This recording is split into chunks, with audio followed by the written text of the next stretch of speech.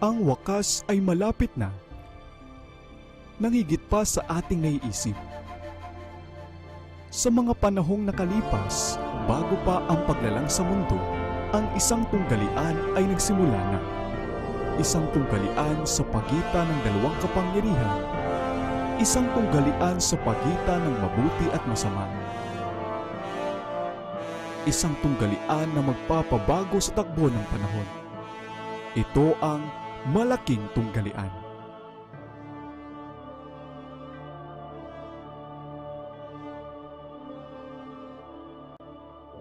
Kabanata 31, Ahensya ng Masasamang Espiritu. Ang kaugnayan ng nakikitang daigdig sa di nakikitang daigdig, ang paglilingkod ng mga anghel ng Diyos at ang mga ahensya ng masasamang espiritu ay maliwanag na inihahayag sa kasulatan at sadyang nakahabi sa kasaysayan ng sangkatauhan. May lumalaking hilig na huwag paniwalaan ang pagkakaroon ng masasamang espiritu, samantalang ang mga banal na anghel naman na naglilingkod sa kapakanan ng mga magmamana ng kaligtasan, Hebreo 1:14, ay ipinalalagay ng marami na espiritu raw ng mga patay. Ngunit hindi lang itinuturo ng kasulatan ang pagkakaroon ng mga anghel, kapwa mabuti at masama, kundi nagbibigay pa nga ng mga di mapapagdudahang patunay na ang mga ito'y hindi mga espiritong humiwalay sa katawan ng mga patay. Bago palalangin ang tao, ay meron ng mga anghel, sapagkat nang itatag ang mga pundasyon ng lupa, sama-samang umawit ang mga tala sa umaga at ang lahat ng mga anak ng Diyos ay nagsigawan sa tuwa. Job 38:7. Pagkatapos na magkasala ang tao, may mga anghel na isinugo upang bantayan ang punong kahoy ng buhay at ito'y bago pa man may mamatay na tao. Ang mga anghel ay mas mataas ang likas kaysa tao sapagkat sinasabi ng mga awit na ang tao'y ginawang mababa lamang ng kaunti kaysa mga anghel. Awit 85. Ipinaalam sa atin ng kasulatan ang tungkol sa dami at sa kapangyarihan at kaluwalhatian ng mga makalangit na nilalang ng kanilang kaugnayan sa pamahalaan ng Diyos at pati ng kanilang kinalaman sa gawain ng pagtubos. Itinatag ng Panginoon ang kanyang trono sa mga kalangitan at nagahari sa lahat ang kanyang kaharian. At ang sabi ng propeta, nakita ko at narinig ang tinig ng maraming anghel sa palibot ng trono. Sa silid ng presensya ng hari ng mga hari sila'y nag-aantabay, mga anghel niya, makapangyarihan sa kalakasan, mga lingkod niya na nagsisigawan ng kanyang kalooban na nakikinig sa tinig ng kanyang salita. Awit 103:19-21, Apokalipsis 5:11. 10,000 ulit ng 10,000 at libo-libo ng libo-libo ang mga makalangit na mensaherong nakita ni Propeta Daniel. Sinabi ni Apostol Pablo na sila'y di mabilang na hukbo. Daniel 7:10, Hebreo 12:22. Bilang mga mensahero ng Diyos, sila'y humahayo na parang kislap ng kidlat. Ezekiel 1:14, talagang nakasisilaw ang kanilang kaluwalhatian at napakabilis ng kanilang paglipad. Ang anghel na nagpakita sa libingan ng tagapagligtas na ang anyo ay tulad sa kidlat at ang kanyang pananamit ay maputing parang busilak, ay ikinanginig ng mga bantay dahil sa takot sa kanya at sila'y naging tulad ng mga patay.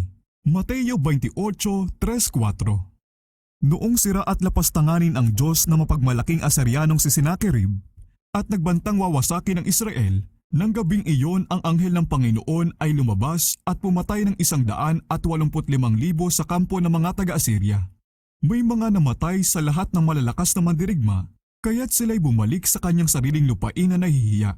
2 Hari 19:35, 2 Kronika 32:21. Ang mga anghel ay isinusugo para sa misyon ng kahabagan sa mga anak ng Diyos. Kay Abraham, dala ang mga pangako ng pagpapala sa pintuang bayan ng Sodoma upang iligtas ang matuwid na si Lot mula sa nag-aapoy na kawakasan nito.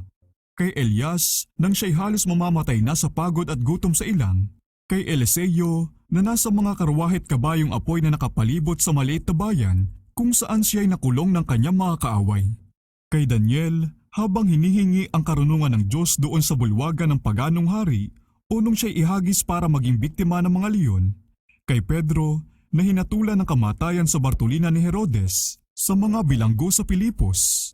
Kay Pablo at sa kanyang mga kasamahan noong gabing mabagyo sa dagat, para buksan ang isipan ni Cornelio upang tanggapin ang ebanghelyo, para isugo si Pedro dala ang pabalita ng kaligtasan sa mga di nakakakilalang hintil. Sa ganyang paraan, ang mga banal na anghel sa lahat ng panahon ay naglingkod sa bayan ng Diyos.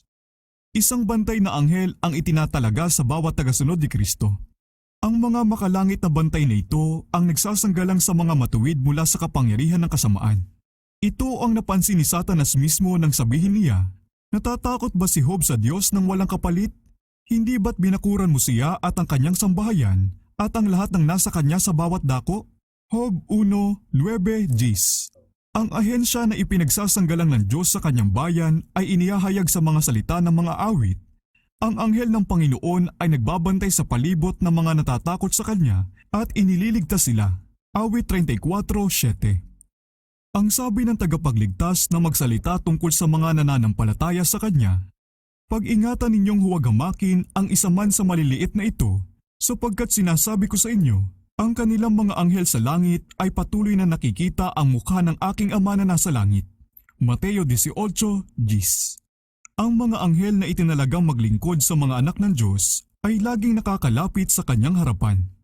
Kaya't ang bayan ng Diyos na lantad sa mapandayang kapangyarihan at walang tulog na masasamang balak ng prinsipe ng kadiliman na nakikipaglaban sa buong hukbo ng kasamaan ay nakatitiyak sa walang tigil na pagbabantay ng mga anghel sa langit. At hindi ibinibigay ang ganyang katiyakan kung walang pangangailangan. Kung nagbigay man ang Diyos ng pangakong biyaya at pag-iingat sa kanyang mga anak, iyan ay dahil may mga makapangyarihang ahensya ng kasamaan na dapat sagupain, mga ahensyang napakarami, buo ang loob, walang pagod, na sa kasama at kapangyarihan nila ay walang sino mang ligtas na magmamaang-maangan o magwawalang bahala. Ang mga masasamang espiritu na sa pasimulay nilikhang walang kasalanan ay kapantay sa likas, kapangyarihan at kaluwalhatian ng mga banal na anghel na ngayoy mga mensahero ng Diyos. Ngunit nang bumagsak dahil sa kasalanan, sila'y nagsanib para siraan ng Diyos at wasakin ang mga tao. Dahil nakiisa kay Satanas sa kanyang paghihimagsik at kasama niyang pinalaya sa langit, sila'y nakipagtulungan sa kanya sa lahat ng sumunod na panahon sa kanyang pakikilaban sa otoridad ng Diyos. Sinasabi sa atin ng kasulatan ang tungkol sa kanilang samahan at pamahalaan, ang tungkol sa iba't ibang grupo, sa kanilang katalinuhan at katusuhan, at tungkol sa kanilang masasamang balak laban sa kapayapaan at kaligayahan ng mga tao. Ang kasaysayan ng lumang tipan ay bumabanggit paminsan-minsan ng tungkol sa pag-iral at pagkilos nila, ngunit noon lamang panahon ni Kristo ay narito sa ibabaw ng lupa, ipinakita ng masasamang espiritu ang kanilang kapangyarihan sa kapansin-pansing paraan. Si Kristo ay naparito upang simulan ang panukalang pinag-isipan para sa katubusan ng tao, kaya't ipinasya ni Satanas na igiit ang kanyang karapatang maghari sa sanglibutan. Siya'y matagumpay sa pagtatatag ng pagsamba sa Diyos-Diyosan sa lahat ng sulok ng lupa maliban sa lupain ng Palestina. Sa nag-iisang lupain na hindi lubusang nagpasakop sa kapangyarihan ng manunukso, ay dumating si Kristo upang isabog sa mga tao ang liwanag ng langit. Dito'y may dalawang magkaagaw na kapangyarihan na nag-aangkin sa paghahari. Iniunat ni Jesus ang kanyang mapagmahal na mga kamay na inaanyayahan ang lahat ng gustong makasumpong ng kapatawaran at kapayapaan sa kanya. Nakita ng mga hukbo ng kadiliman na hindi nila hawak ang walang limitasyong kapangyarihan at alam nila na kung magtatagumpay ang misyon ni Kristo, ang pamumuno nila ay mawawakasan agad. Si Satanas ay galit na galit gaya ng isang leong nakatali sa kadena at mapanghamong ipinakita ang kanyang kapangyarihan sa katawan at ganon din sa kaluluwa ng mga tao. Ang katotohanan na ang mga tao ay talagang inaalihan ng mga demonyo ay malinaw na sinasabi sa bagong tipan. Ang mga taong pinahihirapan ng ganito ay hindi nagdurusa lamang sa sakit na may mga natural na sanhi. Si Kristo ay may lubos na kaalaman sa bagay na pinakikitunguhan niya at kinikilala niya ang totoong presensya at ahensya ng masasamang espiritu. Ang isang kapansin-pansing halimbawa ng kanilang dami, kapangyarihan at kasamaan at ganon din ang kapangyarihan at kahabagan ni Kristo ay pinapakita sa salaysay ng kasulatan tungkol sa pagpapagaling sa dalawang inalihan ng mga demonyo sa Gadara. Ang mga kaawa-awang inaalihang iyon na ayaw magpapigil, namimilipit, bumubula ang bibig at nangangalit ay nagsisigaw, sinasaktan ang kanilang sarili at isinasapanganib ang lahat ng lalapit sa kanila. Ang kanilang dugo at pumangit ng katawan at nalilitong isipan ay nagbigay ng isang tanawing kalugod-lugod sa prinsipe ng kadiliman. Ang isa sa mga demonyong kumukontrol sa mga nagdurusang iyon ay nagsabi, "Lehiyon ang pangalan ko sapagkat marami kami." Marcos 5:9. Sa hukbong Romano, ang isang lehiyon ay binubuo ng mula 3 hanggang 5,000 kawal. Ang mga hukbo ni Satanas ay nakaayos din ng pulupulutong at isang pulutong na kinabibilangan ng mga demonyong ito ay may daming hindi kukulangin sa isang lehiyon. Sa utos ni Jesus ay nagsialis ang masasamang espiritu sa kanilang mga biktima, iniwan silang nakaupo ng payapa sa paanan ng tagapagligtas, maamo, may katinuan at mabait. Subalit ang mga demonyo ay pinahintulutang tangayin ang isang kawan ng baboy sa dagat, ngunit sa mga nakatira sa Gadara, ang pagkawala ng mga ito ay mas matimbang pa kaysa sa mga pagpapalang ibinigay ni Kristo at ang banal na manggagamot ay pinakausapang umalis doon. Ito ang resultang gustong makuha ni Satanas.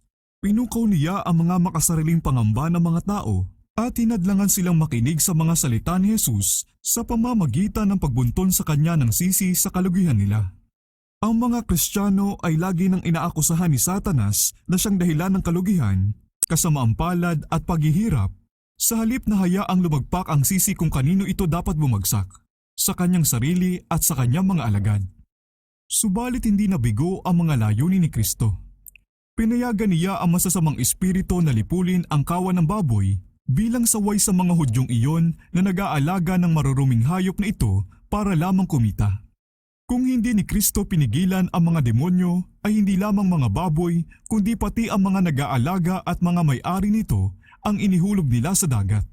Ang pagkakaligtas ng mga nag-aalaga pati ng mga may-ari ay dahilan lamang sa kanyang kapangyarihan na buong kahabagang ginamit sa ikaliligtas nila. Bukod dito, pinahintulutan niyang maganap ang pangyayaring ito upang masaksihan ng kanyang mga alagad ang malupit na kapangyarihan ni Satanas kapwa sa tao at sa hayop. Nais ng tagapagligtas na ang kanyang mga tagasunod ay makaalam ng tungkol sa mga kaaway na masasagupa nila upang sila'y huwag badaya at madaig ng kanyang mga pakana. Kalooban din niya na makita ng mga taga-roon ang kapangyarihan niyang alisin ang pang-aalipin ni Satanas at pakawalan ang kanyang mga bihag. At bagaman si Jesus mismo ay umalis, ang 2 lalaki na talagang mahiwagang naligtas ay naiwan upang ibalita ang kahabagan ng kanilang tagapagpala. Ang iba pang mga halimbawa ng kauri nito ay nakatala sa kasulatan. Yung anak ng babaeng taga-Syro-Phoenicia ay labis na pinahirapan ng isang dyablo na pinalayas ni Jesus sa pamamagitan ng kanyang salita. Marcos 7:26 hanggang 30. Yung isang bulag at pipi na inaalihan ng demonyo, Mateo 12:22. Yung isang kabataan na may piping espiritu na madalas na siya'y inihahagis nito sa apoy at sa tubig upang siya'y puksain. Marcos 9:17 hanggang 27. Yung baliw na dahil pinahihirapan ng espiritu ng karumaldumal na demonyo, Lucas 4:33 hanggang 36, ay ginambala ang katahimikan ng Sabat sa sinagoga sa Capernaum. Lahat ng ito'y pinagaling ng mahabaging tagapagligtas. Sa halos lahat ng pangyayaring iyan, kinausap ni Kristo ang demonyo bilang isang may talinong nilalang na inuutusan siyang lumabas sa kanyang biktima at huwag na uli siyang pahirapan. Ang mga sumasamba doon sa Capernaum nang makita ang kanyang kapangyarihan ay namangha silang lahat at sinabi sa isa't isa, "Anong salita ito? Sapagkat may otoridad at kapangyarihang inuutusan niya ang masasamang espiritu at lumalabas sila." Lucas 4:36. Yung mga inaalihan ng mga demonyo ay karaniwang inilalarawan na isang nilalang na nasa kalagayan ng matinding paghihirap. Pero merong mga hindi kasama sa kategoryang ito. Ang iba'y malugod na tinatanggap ang impluwensya ni Satanas para lamang magkaroon ng pambihirang kapangyarihan. Ang mga ito syempre ay hindi kalaban ng mga demonyo. Kabilang sa uring ito ay yung mga taong nagtataglay ng masamang espiritu ng panghuhula, gaya ni Simon Magus, ni Elimas na Salamangkero at yung batang babaeng sunod ng sunod kina Pablo at Silas sa Pilipos. Wala nang nasa mas malaki pang panganib na maimpluwensyahan ng masasamang espiritu kaysa roon sa mga ayaw maniwala sa pag-iral at sa ahensya ng dyablo at ng kanyang mga anghel sa kabila ng malinaw at napakaraming patotoo ng Biblia. Hanggat wala tayong alam sa kanilang mga pandaraya, meron silang halos mahirap paniwala ang kalamangan. Marami ang nakikinig sa mga mungkahin nila Samantalang ang akala nila'y mga dikta ng sarili nilang karunungan ang kanilang sinusunod. Ito ang dahilan kung bakit habang tayo papalapit na sa katapusan ng panahon, kung saan si Satanas ay gagawa na ng may dakilang kapangyarihan upang manday at pumuksa, kanyang ikinakalat kahit saan ang paniniwala na walang Satanas. Palakad niya ang ilihim ang kanyang sarili at ang paraan ng kanyang paggawa. Wala nang iba pang labis na ikinatatakot ang dakilang mandaraya kaysa yung malaman natin ang kanyang mga pakana. Para mas maikubli ng maigi ang kanyang tunay na likas at mga layunin, ginawa niyang siya'y talagang ipakilala sa paraang hindi makakapukaw na mas matindi pang damdamin kaysa sa pagtatawa at paglait lamang. Mas nasisiyahan siyang ipintasiya na gaya na nakakatawa o kaya nakakasuklam na bagay, pangit ang hitsura, kalahating hayop at kalahating tao. Natutuwa siyang marinig na ginagamit ang kanyang pangalan sa mga pagbibiro at panglilibak ng mga nag-aakalang sila'y matatalino at maraming alam. Nailihim kasi niya ang kanyang sarili ng may lubos na kahusayan kaya't napakaraming nagtatanong, meron ba talagang ganyang uri ng nilalang? Isang katibayan ng kanyang tagumpay ang pangkahalatan talagang pagtanggap ng daigdig ng relihiyon sa mga haka-hakang nagpapasinungaling sa pinakamalinaw na patotoo ng mga kasulatan. At kung bakit ang salita ng Diyos ay nagbibigay sa atin ng napakaraming halimbawa ng napakasamang gawain ni Satanas na inilalantad sa atin ang natatago niyang puwersa at sa gayoy inihahanda tayo laban sa kanyang mga pagsalakay ay dahil kaya niyang kontrolin agad-agad ang isipan ng mga walang alam sa kanyang impluensya. Dapat lang nga talagang mabahala tayo sa kapangyarihan at kasamaan ni Satanas at ng kanyang hukbo kung hindi lang dahil nakakasumpong tayo ng kanlung at kaligtasan sa nakahihigit na kapangyarihan ng ating manunubos. Sinasarahan nating maigi ang ating mga bahay gamit ang mga kandado at susian upang ingatan ang ating mga ari-ari at buhay mula sa mga masasamang tao. Ngunit bihira nating iniisip ang tungkol sa masasamang anghel na laging nagsisikap na makapasok sa atin na laban sa kanilang pagsalakay ay wala tayong anumang paraan ng pagtatanggol sa ating sariling lakas. Kung papayagan lamang, kaya nilang lituhin ang ating mga pag-iisip, sirain at pahirapan ang ating mga katawan, wasakin ang ating mga ari-arian at ang ating buhay. Ang tanging kasiyahan nila ay nasa paghihirap at pagkawasak. Nakakatakot ang kalagayan ng mga tumututol sa mga sinasabi ng Diyos at bumibigay sa mga tukso ni Satanas hanggang sila'y pabayaan ng Diyos sa kontrol ng masasamang espiritu. Ngunit yung mga sumusunod kay Kristo ay laging ligtas sa ilalim ng kanyang pagkalinga. Ang mga anghel na makapangyarihan sa kalakasan ay isinusugo mula sa langit upang sila'y ipagsanggalang. Ang masama ay di makakalusot sa bantay na inilalagay ng Diyos sa palibot ng kanyang bayan.